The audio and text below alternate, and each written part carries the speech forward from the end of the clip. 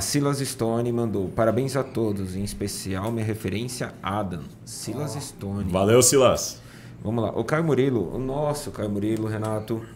Tem Caio Murilo. Mandou aqui, boa tarde a todos. Gostaria de dar parabéns ao Mauricião. Você é um cara sensacional. Valeu, Caio, você é top. Você e o Gui junto com o Renato estão sendo minha motivação. Legal. E ele tem uma dúvida. A minha pergunta é a seguinte. Sou obeso e minha testo está baixa. 300 nanogramas, certo? Tá. NG? Tá. Acredito que por conta da obesidade não ser o momento para hormonizar. O que devo fazer para melhorar minha testo e meu rendimento nos treinos e emagrecer? Então eu vou melhorar essa pergunta dele então, para vocês. Indivíduos obesos, baixa de testosterona e hormônio feminino. Qual a relação que tem em acumular grandes volumes de gordura e esse desequilíbrio hormonal? Gabriel, você vai ou eu vou? Eu começo, você continua. Pode ser. Os caras é fácil assim, né? Não, os caras aqui vocês não têm noção aqui. Eu convivo com esses caras, eu sei. Mas Vocês assim, não têm noção. Eu vou até a página 65, dali pra frente você vai. São dois gênios. Vamos lá. Da dissertação para a conclusão é tudo. Tá bom, então. Vai lá, introdução, material e métodos. Isso. Mais rápido, tá? Tá, Por tá, favor, porque tem muitas perguntas. É até a página 30 só, resumo. Não, então vamos lá. Célula de gordura adipócito. Antes dele nascer, ele chama pré-adipócito, tá? Então, antes desse desenvolvimento celular, uma pré-célula, digamos assim. Ela desenvolve, ela matura para virar adipócito com estrogênio, que é o hormônio feminino. E altas doses de hormônio androgênico inibem a maturação do pré-adipócito. Então, existe um sonho, digamos assim, de que se você conseguir ficar com baixo percentual de gordura por um longo período de tempo, e a partir desse momento, você fazer o uso de hormônio que deixa uma proporção mais androgênica do que estrogênico, você inibe o estoque de gordura. Lógico. Essa teoria não é certa? Isso é o mundo ideal. Isso é o mundo ideal. O mundo ideal. Depende de quantas calorias a pessoa come, etc. Mas, via de regra, você precisa ter essa aromatização. O que é aromatização? Então, é a conversão de testosterona pela enzima aromatase em estradiol, que é o hormônio estrogênico feminino. Você precisa da aromatização para ocorrer acúmulo de gordura. Eu sei que você vai chegar lá, mas vamos pular umas etapas, o meio é teu. Quando a gente fala em pessoas que têm muita gordura corporal, a gente tem que lembrar que as moléculas elas podem ser hidrofóbicas ou hidrofílicas. A gordura, ela absorve moléculas. Então, quando a gente, por mais que você tenha uma produção excelente de testosterona, ela ficará acumulada no tecido que é parecido com ela. A testosterona é uma molécula hidrofóbica, não gosta de água. Então, existe acúmulo de testosterona na gordura. Somente de testosterona ou também de estradiol? Também de estradiol. Mas então... E aí o indivíduo obeso, para eu dar uma resumida aí nessa piração de vocês. O indivíduo obeso, ele é um estoque de testosterona e estradiol dentro dessas moléculas de gordura? E muitas outras coisas. Isso. Muitas outras coisas. Então, aí Tá tudo lá. Eu sei, o Adam vai falar de distribuição, de coeficiente de partição. Mas, Não, você não vai falar disso, não. Adam. Log P. mas a questão é, basicamente, é a seguinte.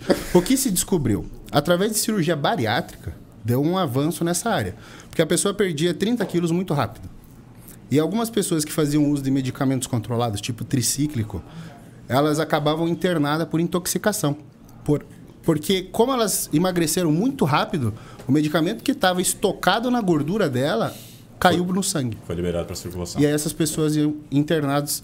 Levou um tempo para descobrir, o que está acontecendo? Então eu posso afirmar que os indivíduos obesos que fazem uso de medicamentos hidrofóbicos correm o risco de ter parte desse medicamento não absorvido e acumulado no tecido adiposo? Ele é absorvido, que a absorção é a passagem do lúmen do intestino para o sangue, né? Ele é absorvido e ele é armazenado na gordura, fica adsorvido na gordura. Adsorvido lá. Adsorvido. E aí, se essa pessoa começa a emagrecer, o que acontece? Cai pro sangue. Vai tendo liberação gradual. O que acontece é que, assim, por exemplo, quando você vai fazer um ajuste farmacoterapêutico, né, o médico ele vai lá e determina, a pessoa vai ter que trabalhar com X miligramas de tal medicamento, por dose, por dia. Você já leva em conta, né, dependendo do medicamento, algumas questões como, por exemplo, superfície de área corpórea. Então, se você pegar um obeso, ele tem uma superfície de área corpórea muito maior. Logo, quando ele faz uso de algum medicamento dessa natureza química, pode ser um tricíclico, pode ser um inibidor de recaptação de serotonina, né, pode ser um benzodiazepínico, medicamentos fortes, né? fenitoína, ácido valproico, né? Na verdade, o ácido valproico não, mas só que, por exemplo, a fenitoína, né, por exemplo, conforme a pessoa vai emagrecendo, vai tendo liberação disso, né, do tecido que a gente chama de terceiro compartimento, né, para a circulação. Cabe ao profissional, ao terapeuta, refazer o ajuste da dose. Então, conforme a pessoa vai emagrecendo, a dose tende a ser menor, né, as doses subsequentes, porque a concentração plasmática vai estar mais elevada, porque parte vai estar sendo liberado. A mesma coisa vai acontecer com o estradiol. Agora eu vou pegar o meio para o fim que ele tinha comentado. A gente tem que entender que o indivíduo obeso ele pode apresentar um hipogonadismo secundário à obesidade. O tecido adiposo ele é um órgão endócrino, ele secreta ali o que a gente chama de adipocinas, que podem ter influência lá nas gonadotrofinas. Então, leptina, adiponectina, eles podem influenciar a secreção de LH e FSH. Então, a gente tem aí um looping. O indivíduo obeso inibe a secreção das gonadotrofinas. As gonadotrofinas é que estimulam a produção de testo. A testo já começa a reduzir, né, porque não está tendo sinalização. E essa testo que ainda tem, no tecido adiposo, ela pode aromatizar. E aí o estradiol ainda vai lá e inibe ainda mais o eixo. E é por isso que vai cair na testosterona do cara. Isso. E aí o que acaba acontecendo? Por que a gente fala que num programa de emagrecimento, dentro de um obeso, a gente tem que trabalhar não com emagrecimento tão absurdo, tão drástico, tão rápido, para que primeiro seja sustentável, né? E ele consiga se manter com aquele novo percentual de gordura. Mas o que a gente observa é o seguinte: ao passo que ele começa a emagrecer, a gente vê uma ascendência na concentração de testosterona. E essa ascendência retroalimenta o processo de emagrecimento. Então, conforme ele vai produzindo mais testo porque está emagrecendo, mais ele emagrece. Porque mais ele queima a gordura. Melhora a sensibilidade à insulina, melhora a oxidação de lipídios.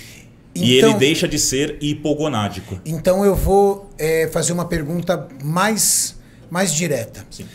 Então, o indivíduo obeso, quando ele está em processo de emagrecimento e testosterona baixa, não é uma boa ideia fazer reposição de testosterona. Não, na verdade... A ideia é esperar acontecer essa baixa de gordura e ir deixando a testosterona voltar.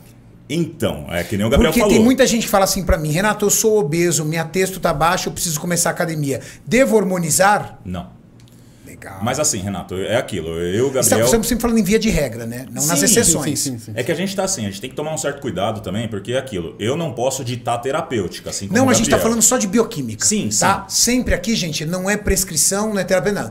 A gente tá falando como o corpo se comporta. Aí você tem que ir no seu médico. Isso, porque assim, daí vai depender, né? Por exemplo, eu tenho alguns colegas médicos que optam por fazer um kickstart, né, nesse obeso com mínimas doses de testosterona. Uma textogel? Textogel, ou então mesmo uma dose pequena de uma testosterona intramuscular, por exemplo, uma Deposteron, né, 100 mg por semana, que seja, para meio que dar salvar a vida do cara ali na hora. Empurrãozinho. E às vezes isso salvar é mais a vida do cara a nível cerebral, sabe? Sim. É pro cara se sentir bem e querer fazer. Porque às porque vezes a ele tem uma depressão associada. Já. Sim, a testosterona ela dá esse impulso, né? Dá o drive na pessoa. Mas uma coisa é fato: à medida que esse indivíduo obeso começa a emagrecer, a tendência é que esses níveis hormonais comecem a subir. Sim. E que ele seja mais responsivo. E também seja mais Que responsivo. aí é que a gente quer entrar. Tudo cai na homeostase. Tudo que você faz cai na homeostase. Explica pra galera o que é homeostase. Homeostase é a busca pelo equilíbrio fisiológico, vamos colocar assim. Então, se você toma uma medida drástica para começar, essa medida drástica é insustentável, teu corpo vai dar um jeito de contornar o que você está fazendo e acabou, você não tem o que fazer mais. Então, por isso você tem que começar de leve para que você tenha cartas na manga, para que quando você estiver estagnado, quando a homeostase acontecer, quando você, não consigo mais perder peso, você tem alguma coisa para fazer. O que geralmente o pessoal faz? Começa com tudo. Começa com tudo. Virou o ano, o cara pega, faz um ciclo lá. Estano, trembo, propionato de texto, T3, T4, clenbuterol, GH... E aí o cara usa todas as armas de uma só vez e daqui 6 semanas ele não tem mais resultado nenhum. Ele fica estagnado. Então, assim... é muito mais inteligente e evoluindo isso à medida que a resposta acaba. Exato. Perfeito. Porque assim, se eu uso 500 miligramas de determinada substância para obter um resultado que eu teria com 200... 200 já não vai dar mais. 200 não vai dar mais. E depois De 500 também não. Eu tenho que ir para outro lugar. Então, quanto mais agressivo o começo, pior fica. Por isso que hoje a gente está vendo uma mudança no comportamento dos atletas profissionais e eles estão reduzindo drasticamente a quantidade de dose. Isso Com certeza. também... Eu vejo protocolos do Cris Aceto e as pessoas não acreditam. Às vezes, por exemplo, tem protocolo de off-season que ele prescreve 25 miligramas de Deca por semana. Tô mentindo, Cami? Não, tá mentindo. 25 miligramas de Deca por semana e 100 miligramas de texto. Sim. Off-season. Sim. Aí o cara olha e fala assim, você tá doido? Usava isso aqui por dia. Fala assim, pois é, isso aí. É justamente nisso, pensando numa retomada depois de resposta contra a homeostase? Sim, porque até certo ponto, Renato, a gente tem que lembrar uma coisa, que nem o Gabriel falou, depois quando o cara for usar 500, ele não vai ter mais resposta. Mais ou menos, né? A gente tem que entender o seguinte, a testosterona e todos os andrógenos, elas autorregulam o seu efetor, que é o receptor androgênico. Então é mais ou menos assim, se eu tenho aqui o receptor, eu tenho o testosterona.